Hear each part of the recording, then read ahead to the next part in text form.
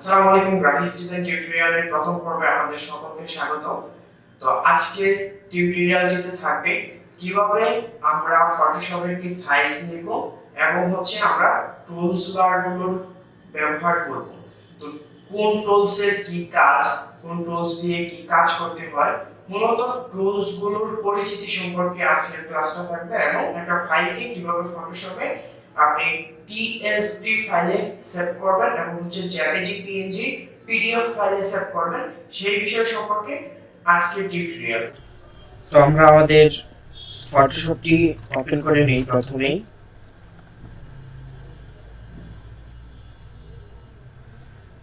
তো এখন আমাদের প্রথম কাজ হচ্ছে একটা সাইজ নেওয়া। তো আমাদের একটা সাইজ নিতে হবে। সাইজ নেওয়ার জন্য আমরা ফাইলে চলে যাব, ফাইল থেকে নিউতে ক্লিক করব।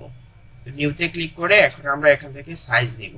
মনে করেন আমরা ইউটিউবের একটা থাম্বনেল ডিজাইন করব। থাম্বনেল ডিজাইনের জন্য আমরা একটা সাইজ নিব। সেক্ষেত্রে কিন্তু থাম্বনেল ডিজাইনের সাইজ হচ্ছে আপনার ওয়েটটা হবে 1280 এবং হাইটে হবে 720। তো 1280 720 এখান থেকে রাখা আছে। এখান থেকে আমার পিক্সেল সিলেক্ট করা আছে। আমরা চাইলে ইঞ্চি, সেন্টিমিটার, মিলিমিটার, পয়েন্ট এইগুলো কিন্তু রাখতে পারি। তো আমরা মূলত পিক্সেলে কাজ করব, সেক্ষেত্রে আমরা পিক্সেলই রাখছি। তো পিক্সেল রাখার পর এখানে আমরা রেজুলেশন দিব। রেজুলেশন এখানে আমরা 300 দিয়ে দিতেছি। তো যেহেতু আমরা ওয়েবে ব্যবহার করব, তো ওয়েবে ব্যবহার করার জন্য এটাকে অবশ্যই কালার মোডটা আরজিবি রাখতে হবে। আর যদি এটা আমরা প্রিন্ট করতাম সেক্ষেত্রে আমরা কিন্তু সিএমওয়াই কে কালার মোড দিয়ে প্রিন্টের জন্য ডিজাইনটা করতাম। তো যেহেতু আমরা ওয়েবে ব্যবহার করব তাহলে আমরা আরজিবিটাই রাখতেছি। এখান থেকে এভাবে সিএমওয়াই কে ক্লিক করলে সিএমওয়াই কে চলে আসবে। তো আমরা আরজিবি রেখে দিই। তো এখানে আমাদের যে সাইজের ব্যাকগ্রাউন্ডটা আসবে সেটা কি কালারের আসবে সেটাও আমরা এখান থেকে সিলেক্ট করে দিতে পারবো, হোয়াইট, ব্ল্যাক। তো আপনি যেটা চান সেটাই এখান থেকে সিলেক্ট করে দিতে পারেন। দেখেন ব্ল্যাক সিলেক্ট করলে কিন্তু এখানে ব্ল্যাক হয়ে যাচ্ছে। তারপর এখানে আমরা হোয়াইট সিলেক্ট রাখছি। তো হোয়াইট সিলেক্ট রেখে এখন এখানে ক্রিয়েটে ক্লিক করব। ক্রিয়েটে ক্লিক করার পর এখানে কিন্তু আমাদের একটা সাইজ চলে আসছে। তো এখন আমরা এই সাইজের উপর আমাদের যে ডিজাইনগুলো আছে সেই ডিজাইনগুলো করব। সেটা হচ্ছে এখন এখানে যে টুলসগুলো আছে আমরা টুলসগুলো প্রথমেই দেখব। টুলসগুলো দেখি, এটা হচ্ছে move tool, rectangular marquee tools.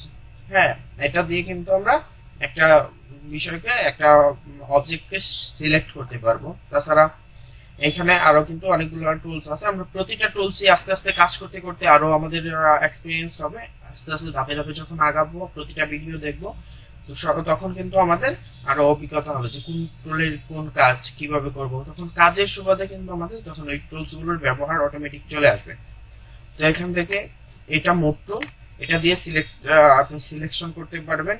তো এটা লেসো টুল, এটা দিয়েও কিন্তু আপনি মার্ক করে এরিয়াটুকু সিলেক্ট করতে পারবেন।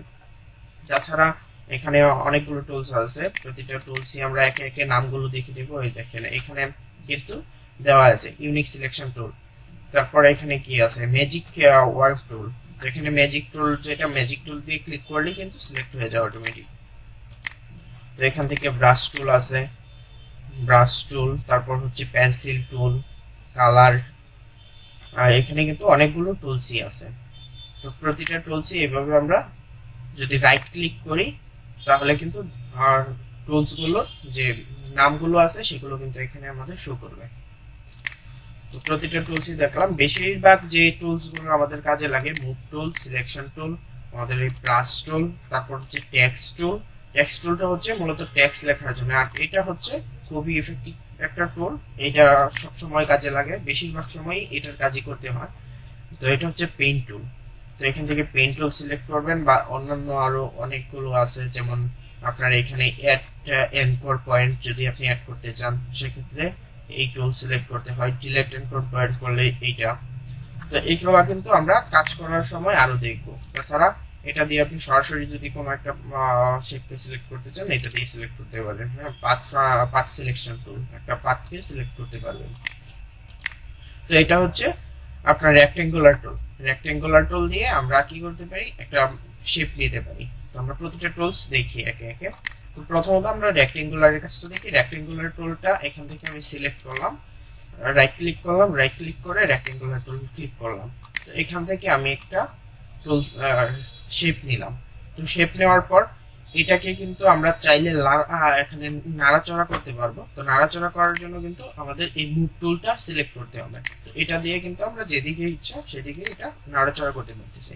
আবার এই শেপের কালারও কিন্তু আমরা চেঞ্জ করতে পারি। তো কালার চেঞ্জ করার জন্য কি করব, আমাদের যে লেয়ারটা আছে লেয়ারের মধ্যে ডাবল ক্লিক করব। ডাবল ক্লিক করে এখান থেকে যে কালার ইচ্ছে আমরা সেই কালারটাই দিতে পারবো।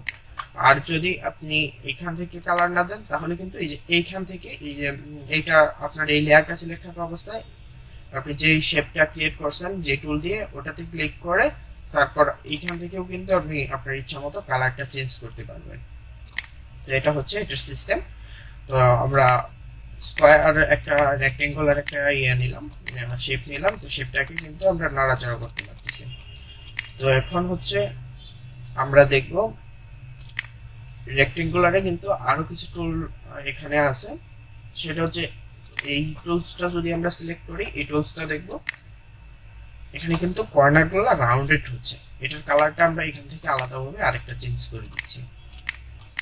এটা কিন্তু রাউন্ড, চার সাইড দিয়ে আপনার যে চার কর্নার আছে চার কর্নার কিন্তু রাউন্ডেড হচ্ছে। হ্যাঁ, তো এখানে আমরা এখান থেকে যদি আমরা একদম সার্কেল কোনো শেপ নিতে চাই তাহলে কিন্তু এই যে সার্কেল শেপ নিতে চাচ্ছি। তো এখানে দেখেন যখন আমি টান দিতেছি এখানে কিন্তু ডিম্বাকার হয়ে যাচ্ছে বা শেপগুলো কিন্তু নষ্ট হয়ে যাচ্ছে। তো আমরা একদম সুন্দরভাবে একদম সার্কেল কিভাবে রাখবো, সেজন্য আমাদের এটা ক্লিক আপনি ছাড়তে পারবেন না। ছাড়ার আগে আমরা প্রথম থেকে এটা নিই।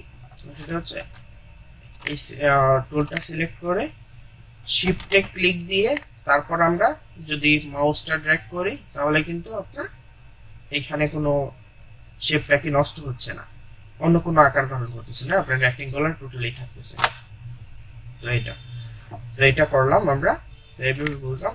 এই এক একটা কিন্তু আমাদের প্রতিটা আলাদা আলাদা লেয়ার ক্রিয়েট হচ্ছে।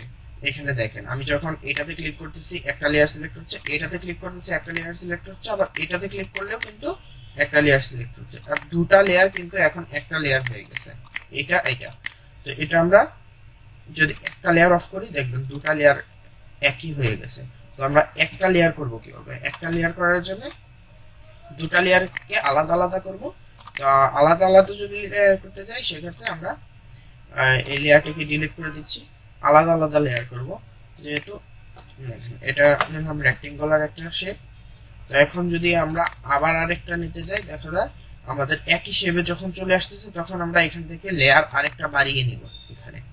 তো এখন যদি আমরা আলাদাভাবে আরেকটা শেপ নিই সেটা কিন্তু আলাদা আরেকটা শেপ হয়ে গেছে। এটাকে আমরা শেপ ডিলিট করতে পারবো কিবোর্ড থেকে ব্যাকস্পেস ক্লিক করে বা ডিলিট ক্লিক করে, বা এই শেপটা যদি ডিলিট করতে যাই এই শেপ ডিলিট করতে গেলে এইখান থেকেও ডিলিট করতে পারবো। এখান থেকে ক্লিক করে ইয়েসে ক্লিক করলে ডিলিট হয়ে যাবে।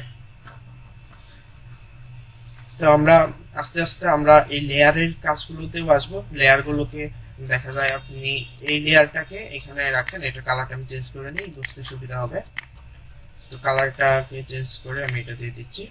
তো এখন দেখেন এখানে কিন্তু এই রেড কালারটার উপর ব্ল্যাক কালারটা চলে আসছে। তো এটার কারণ হচ্ছে আপনার যে লেয়ারটা আছে এই ব্ল্যাক লেয়ারটা উপরে এবং রেড লেয়ারটা হচ্ছে নিচে। তো সেই ক্ষেত্রে আমরা এই রেড লেয়ারটাকে উপরে আনবো এবং ব্ল্যাকটাকে নিচে দিব। তাহলে এই লেয়ার এখান থেকে আপনি ক্লিক করে এইভাবে উপরে নিয়ে যাবেন, তাহলে কিন্তু দেখেন উপরে নিচে চলে আসছে। তো লেয়ারটাকে কিন্তু এইভাবে করতে হয়। এখন আমরা একটা আমাদের যে বাংলাদেশের জাতীয় পতাকা আছে সেটার ডিজাইনটাই করি। তো সেজন্য আমরা একটা শেপ নিব, রেক্টেঙ্গুলার শেপ। তো রেক্টেঙ্গুলার শেপটা এখানে কিন্তু স্কয়ার হয়ে যাচ্ছে, যখন আমি শিফট ক্লিক করতেছি তখন কিন্তু স্কয়ার হয়ে যাচ্ছে না, আমি স্কয়ার চাচ্ছি না। তো আমরা এটা দিয়ে দিলাম। এটার কালারটা চেঞ্জ করতে হবে, আমরা গ্রিন দিচ্ছি। তো আমরা এখান থেকে গ্রিনটা সিলেক্ট করে দেব, বা এখান থেকে যদি আমরা ডাবল ক্লিক করি এখান থেকে কালার সিলেক্ট করতে পারবো। আর যদি ডাবল ক্লিক না করে আমরা চাই যে অন্যভাবে কালার সিলেক্ট করব, তাহলে এই লেয়ার সিলেক্ট থাকা অবস্থায় আমরা যেই টুল দিয়ে এই শেপটি ক্রিয়েট করছি এই টুলের উপর ক্লিক করব, এখান থেকে কালার চেঞ্জ করতে পারবো। তো এখান থেকে আমরা একটা গ্রিন কালার সিলেক্ট করে দিই। তো এখান থেকে আমরা গ্রিন কালারটা সিলেক্ট করে দিচ্ছি। তো এখানে কিন্তু আমাদের একটি বৃত্ত থাকবে। তো গাঢ় সবুজের মাঝে গাঢ় লাল বৃত্ত আমরা জানি জাতীয় পতাকা। তো সেক্ষেত্রে আমরা একটা সবুজ আকৃতির একটা বৃত্ত নিব, সবুজের মাঝে লাল আকৃতির একটা বৃত্ত নিব। তাহলে আমরা এখান থেকে এই টুলটি সিলেক্ট করব। এই টুলটি সিলেক্ট করে এখানে আমরা শিফট ক্লিক করে ধরে তারপর এইভাবে মাউস দিয়ে ড্র্যাগ করব। আর এটা কিন্তু অবশ্যই আমাদের যে লেফট বাটন আছে মাউসের এটা দিয়ে করব। তো এই দুইটাই কিন্তু আবার একই শেপ হয়ে গেছে। তো এখন আমরা এখান থেকে ব্যাক আসবো কিভাবে? তো কন্ট্রোল জেড যদি আমরা ক্লিক করি তাহলে কিন্তু আমরা এটা পিছনে চলে আসবো। তো সেটার জন্য এখন কিন্তু আবার আগের লেয়ার মতো হয়ে গেছে। তো এখন এটার উপরে আরেকটা লেয়ার তৈরি করব, বা এই যে এটার উপরে আরেকটা লেয়ার তৈরি করব, এটাকে আমরা রেড কালার করব। এখান থেকে আমরা সিলেক্ট করলাম, ব্ল্যাক দেখা যাচ্ছে, আমরা কালার চেঞ্জ করে দিই। এখান থেকে রেড কালার সিলেক্ট করে দিচ্ছি। তো এখন হচ্ছে এটা কিন্তু মাঝখানে আমাদের দেখা যাচ্ছে না, এটা কিন্তু সাইড হয়ে গেছে। যে মাঝখানে নেয়ার জন্য আমাদের কিন্তু মূলত যে সাইজটা সেটা হচ্ছে কিন্তু এই ব্যাকগ্রাউন্ড লেয়ারটা। তো এটাকে মনে করেন এই যে আমার গ্রিন কালারের যে লেয়ারটা আছে এটা নিব হচ্ছে মাঝখানে। তো অ্যালাইন করব, অ্যালাইন করার জন্য এটাতে ক্লিক করা অবস্থায় আমরা কন্ট্রোল ক্লিক করে আবার যে আমাদের ব্যাকগ্রাউন্ডের লেয়ার আছে সেটার উপর একটা ক্লিক করব। তো এখান থেকে আমরা মিডলটা সিলেক্ট করব, এখান থেকে মিডলটা সিলেক্ট করব। তো এখানে কিন্তু মাঝখানে আছে। তো এই রেড কালারটাও কিন্তু আমাদের মাঝখানে নিতে হবে। তো তাহলে এটাকে সিলেক্ট করব, এটা থেকে আবার কন্ট্রোল ক্লিক করে ব্যাকগ্রাউন্ডের লেয়ারে ক্লিক করব। তারপর এখান থেকে আবার এটা সিলেক্ট করব, এটা সিলেক্ট করব। এখন কিন্তু আমাদের মাঝখানে চলে আসছে, আমরা কিন্তু একটা পতাকার ডিজাইন করে ফেলছি। তো এইভাবে মূলত রেক্টেঙ্গুলার শেপ দিয়ে আপনি ডিজাইন করতে পারেন, বা এই যে ইয়েগুলো আছে এই টুলস গুলো দিয়ে এই কাজগুলো করতে পারেন। তাছাড়া এখানে আরো অ্যাডভান্স কাজগুলো আছে, সেটা ধাপে ধাপে আমরা দেখবো। একই টিউটোরিয়ালে এতগুলো জিনিস আসলে দেখানো সম্ভব না, সে কারণে আমাদের ধাপে ধাপে ভিডিওগুলো আসবে প্রতিটা পর্ব আকারে। তো এখন আমরা পেন টুল, এই পেন টুল দিয়ে কি করতে পারি? এই পেন টুল দিয়ে আমরা সিলেক্ট করতে পারি। পেন টুল দিয়ে মনে করেন আমরা এই লেয়ারটাকে সিলেক্ট করব। তো এই লেয়ারটাকে এইভাবে আমরা কিন্তু একটা শেপ, নিজের ইচ্ছা মতো একটা শেপ ক্রিয়েট করতে পারছি এইখানে। আবার এখানে কিন্তু পাথ সিলেক্ট করতে পারছি। দুইটা বিষয় কিন্তু এখানে থাকছে পেন টুলের মধ্যে। তো এটা আমি কন্ট্রোল প্রেস করে কন্ট্রোল জেড প্রেস করে আমরা আবার আগের জায়গায় ফিরে আসলাম। তো এখন এখান থেকে আবার এটা সিলেক্ট করলাম। এখানে কিন্তু দুইটা অপশন আছে, এখানে একটা হচ্ছে আপনার পাথ আর একটা হচ্ছে শেপ। তো শেপ যখন ক্রিয়েট করব তখন কিন্তু আমরা নিজের ইচ্ছা মতো একটা শেপ ক্রিয়েট করে ফেলছি। এটাকে আমরা কালার যদি চেঞ্জ করে দিই, দেখেন এটা কিন্তু কালার চেঞ্জ হচ্ছে এটা। তো এখানে আমরা এখন আসি সেভ করার। তো সেভ কিভাবে করব? সেভ করার কিন্তু দুইটা অপশন আছে। একটা হচ্ছে আপনার পিএসডি আকারে, ফটোশপের ক্ষেত্রে হচ্ছে পিএসডি, এবং হচ্ছে ইলাস্ট্রেটরে এআই। তো এআই ফাইল যেটাকে আমরা সোর্স ফাইল বলে থাকি, পরবর্তীতে এটা আবার রিডিজাইন করার জন্য এই টুলসটা আমাদের, এই ফাইলটা আমাদের কাজে লাগে। তো সেজন্য আমরা এখান থেকে দুইটা ভাবেই সেভ করতে শিখবো, কিভাবে সেভ করা যায়। তো আমরা মনে করেন এই ডিজাইনটা আমাদের করা শেষ, যে ডিজাইনটা শেষ, তারপর এই ডিজাইনটাকে আমরা সেভ করব। সেভ করার জন্য ফাইলে যাব, ফাইলে থেকে সেভ এজে যাব। সেভ এজে যাওয়ার পর আমরা প্রজেক্টের একটা নেম দিয়ে দিব। প্রজেক্টের নেমটা কিন্তু সাইজ ক্রিয়েট করার সময় দেওয়া যায়। তো আমরা কোন জায়গায় দিব সেটা আমরা আমাদের পিসির যে আমাদের ল্যাপটপের মধ্যে বা কম্পিউটারের মধ্যে যে জায়গাতে আপনি এটা সেভ করতে চাচ্ছেন, যে ফোল্ডারটাতে সেভ করতে চাচ্ছেন, সেটা এখান থেকে সিলেক্ট করে দিবেন। আমি ডাউনলোডে সেভ করতেছি, আর এটার নাম দিতে চাচ্ছি কি, মনে করেন এবিসি একটা দিয়ে রাখলাম, এবিসি একটা দিয়ে রাখছি।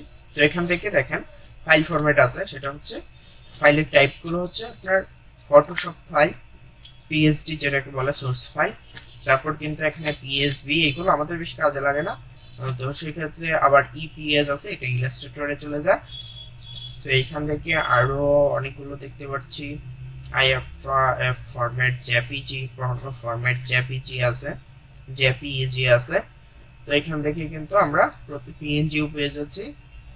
তো এইভাবে এখান থেকে কিন্তু আমরা প্রতিটা যে ইয়েগুলো আছে, ফাইল ফরম্যাটগুলো আছে, প্রতিটাই কিন্তু পেয়ে যাচ্ছি।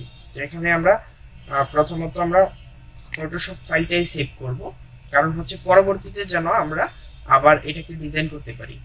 তো ফটোশপ ফাইলটা সেভ করছে, সেভ করে ওকে দিয়ে দিচ্ছি। তো এখন যদি আমি এটা কেটে দিই, দেখেন এখন যদি আমি এটা এখান থেকে ডিলিট করে দিই, তাহলে কিন্তু আমাদের চলে গেছে। এখন আমি এটা তো জেপিজি ফাইল সেভ করি নাই, তাহলে আমি পতাকাটা কোথায় পাবো?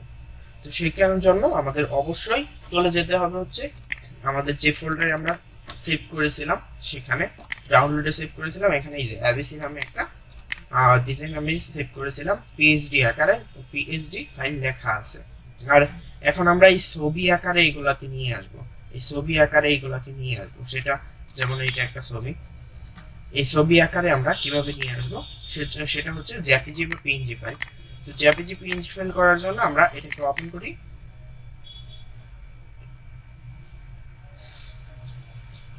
তো আমাদের পূর্বের যে ফাইলটা ছিল সেটা ওপেন হয়ে গেছে।